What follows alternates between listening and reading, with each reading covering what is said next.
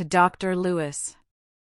Dear Dick, you cannot imagine what pleasure I have in seeing your handwriting, after such a long cessation on your side of our correspondence, yet, heaven knows, I have often seen your handwriting with disgust. I mean, when it appeared in abbreviations of apothecary's Latin. I like your hint of making interest for the reversion of the collector's place, for Mr. Lismahago, who is much pleased with the scheme, and presents you with his compliments and best thanks for thinking so kindly of his concerns. The man seems to mend, upon further acquaintance.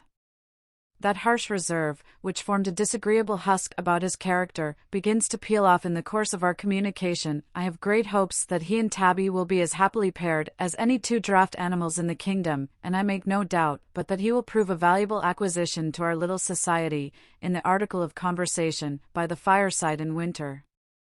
Your objection to my passing the season of the year at such a distance from home would have more weight if I did not find myself perfectly at my ease where I am, and my health so much improved that I am disposed to bid defiance to gout and rheumatism. I begin to think I have put myself on the superannuated list too soon, and absurdly sought for health in the retreats of laziness. I am persuaded that all valetudinarians are too sedentary, too regular, and too cautious. We should sometimes increase the motion of the machine, to unclog the wheels of life, and now and then take a plunge amidst the waves of excess, in order to case-harden the constitution.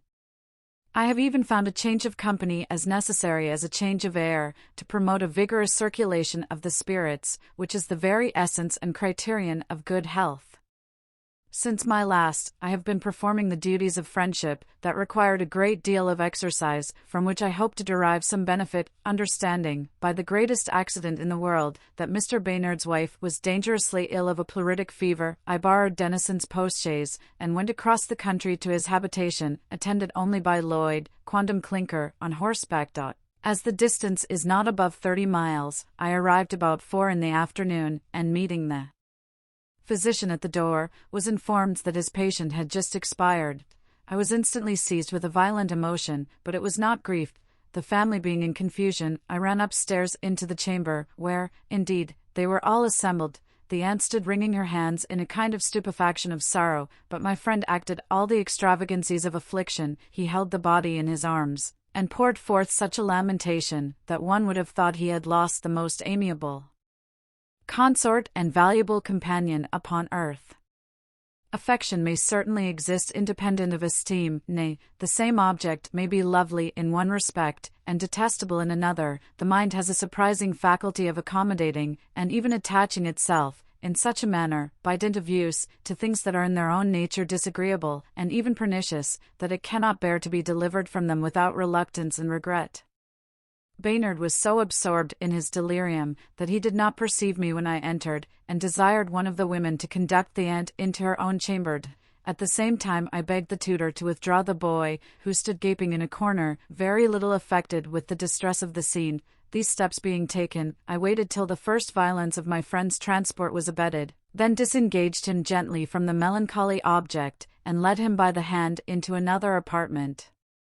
Though he struggled so hard, that I was obliged to have recourse to the assistance of his valet de chambre. In a few minutes, however, he recollected himself, and folding me in his arms, "This," cried he, "is a friendly office. Indeed, I know not how you came hither, but, I think, heaven sent you to prevent my going distracted. Oh, Matthew!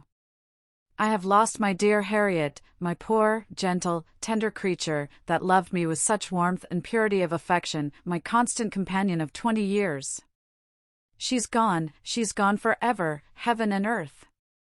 Where is she? Death shall not part us." So saying, he started up, and could hardly be withheld from returning to the scene we had quitted. You will perceive it would have been very absurd for me to argue with a man that talked so madly. On all such occasions, the first torrent of passion must be allowed to subside gradually. I endeavored to beguile his attention by starting little hints and insinuating other objects of discourse imperceptibly, and being exceedingly pleased in my own mind at this event, I exerted myself with such an extraordinary flow of spirits as was attended with success.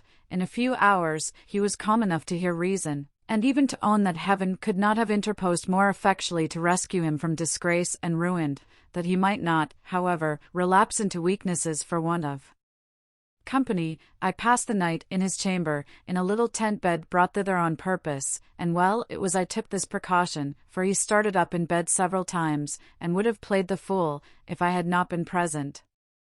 Next day he was in a condition to talk of business, and vested me with full authority over his household, which I began to exercise without loss of time, though not before he knew and approved of the scheme I had projected for his advantage.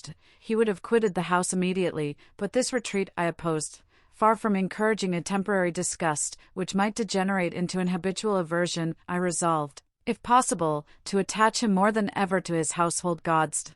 I gave directions for the funeral to be as private as was consistent with decency. I wrote to London, that an inventory and estimate might be made of the furniture and effects in his townhouse, and gave notice to the landlord, that Mr. Baynard should quit the premises at Lady Day. I set a person at work to take account of everything in the country house, including horses, carriages, and harness.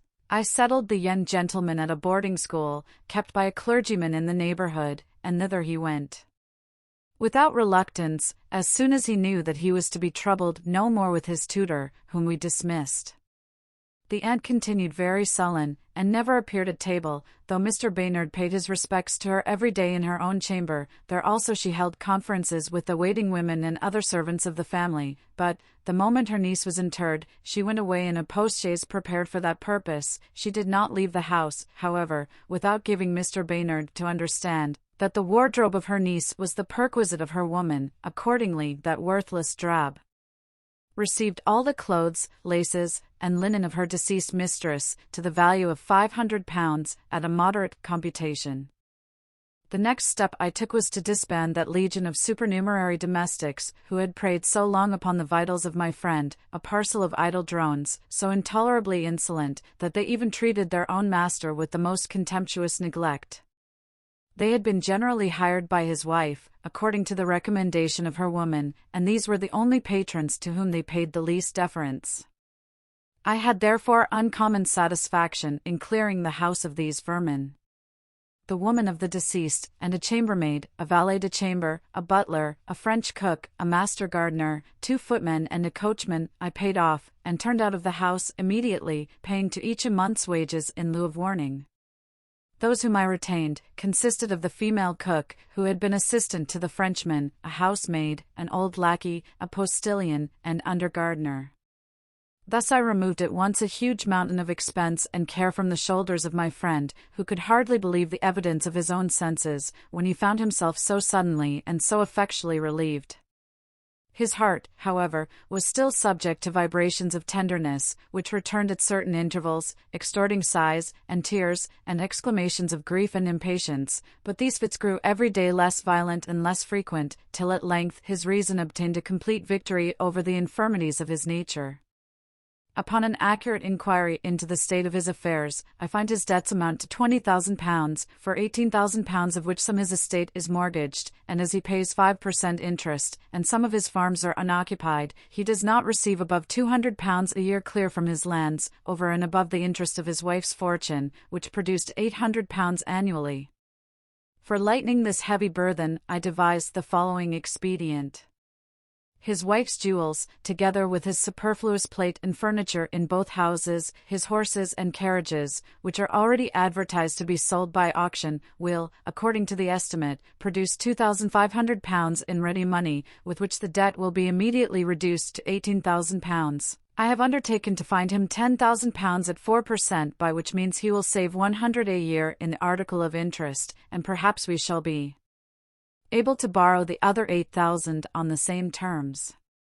According to his own scheme of a country life, he says he can live comfortably for £300 a year, but, as he has a son to educate, we will allow him £500, then there will be an accumulating fund of £700 a year, principal and interest, to pay off the encumbrance, and, I think, we may modestly add £300, on the presumption of new leasing and improving the vacant farms, so that, in a couple of years, I suppose there will be above £1,000 a year appropriated to liquidate a debt of £16,000.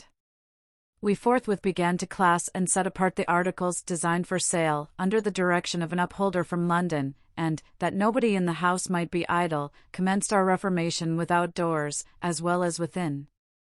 With Baynard's good leave, I ordered the gardener to turn the rivulet into its old channel, to refresh the fainting naiads, who had so long languished among mouldering roots, withered leaves, and dry pebbles. The shrubbery is condemned to extirpation, and the pleasure ground will be restored to its original use of cornfield and pasture. Orders are given for rebuilding the walls of the garden at the back of the house, and for planting clumps of firs, intermingled with beech and chestnut, at the East End, which is now quite exposed to the surly blasts that come from that quarter. All these works being actually begun, and the house in auction left to the care and management of a reputable attorney, I brought Baynard along with me in the chaise, and made him acquainted with Denison, whose goodness of heart would not fail to engage his esteem and affection. He is indeed charmed with our society in general, and declares that he never saw the theory of true pleasure reduced to practice before. I really believe it would not be an easy task to find such a number of individuals assembled under one roof, more happy than we are at present. I must tell you, however, in confidence, I suspect Tabby of tergiversation. I have been so long accustomed to that original, that I know all the caprices of her heart, and can often perceive her designs while they are yet in embryo. She attached herself to Lismahago for no other reason but that she despaired of making a more agreeable conquest. At present, if I am not much mistaken in my observation, she would gladly convert the widowhood of Baynard to her own advantage. Since he arrived, she has behaved very coldly to the captain, and strove to fasten on the other's heart, with the hooks of overstrained civility. These must be the instinctive efforts of her constitution, rather than the effects of any deliberate design, for matters are carried to such a length with the lieutenant, that she could not retract with any regard to conscience or reputation.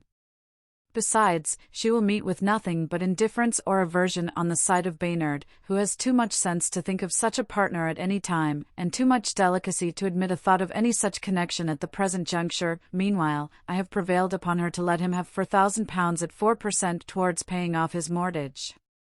Young Denison has agreed that Liddy's fortune shall be appropriated to the same purpose, on the same terms. His father will sell out £3,000 stock for his accommodation. Farmer Bland has, at the desire of Wilson, undertaken for 2,000, and I must make an effort to advance what further will be required to take my friend out of the hands of the Philistines. He is so pleased with the improvements made on his estate, which is all cultivated like a garden, that he has entered himself as a pupil in farming to Mr. Denison, and resolved to attach himself wholly to the practice of husbandry.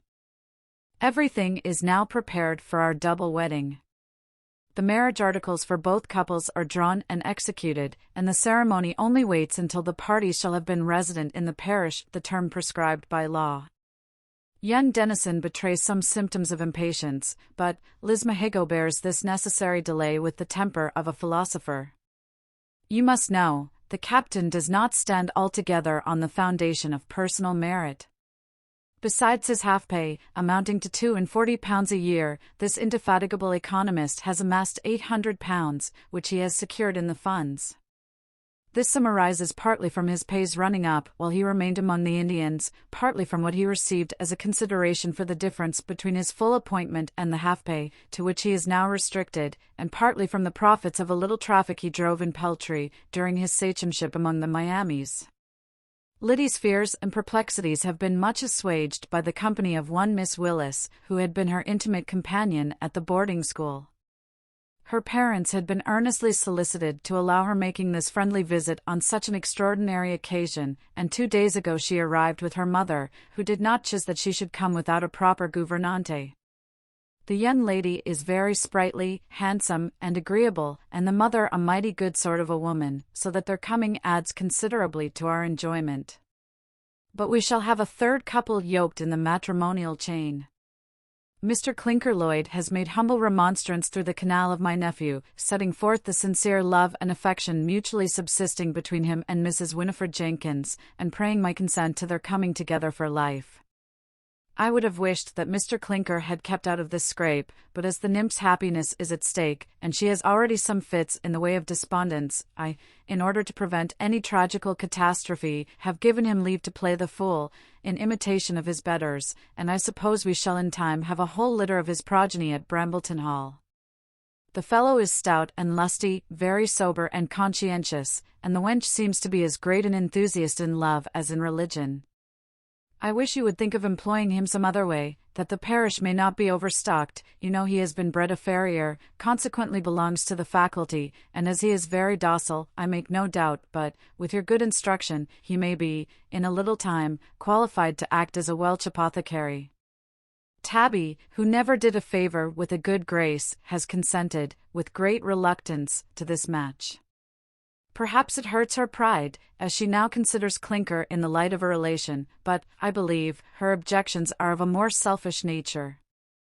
She declares she cannot think of retaining the wife of Matthew Lloyd in the character of a servant, and she foresees that on such an occasion the woman will expect some gratification for her past services.